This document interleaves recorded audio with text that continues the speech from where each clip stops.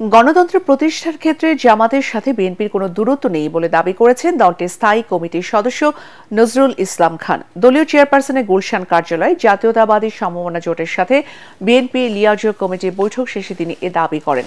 গণতন্ত্র পুনঃপ্রতিষ্ঠার দাবিতে আন্দোলনরত দলগুলো সবাই একসাথে থাকবে আশা প্রকাশ করে তিনি বলেন, জামাতে ইসলামের ফ্যাসিবাদ বিরোধী আন্দোলনে ছিল।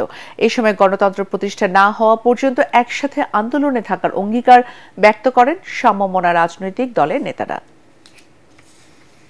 দূরত্বর কিছু নাই, তারাও গণতন্ত্র চায়, তারাও নির্বাচন চায়, তারাও মানুষের অধিকারের কথা বলে, আমরাও বলি।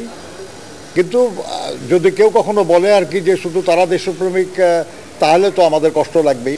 আমরা আশা করব যে এরকম কথা কেউ না বলুক। যুগপৎ আন্দোলনে আমাদের সব কর্মসূচি আর জামাতের সব কর্মসূচি একরকম ছিল না, কিন্তু তারা আন্দোলনে ছিলেন। নিশ্চয়ই আমরা আশা করব আর কি যে আগামী দিনে গণতন্ত্র পুনঃপ্রতিষ্ঠার আন্দোলনে সবাই আমরা থাকবো, তারাও থাকবে।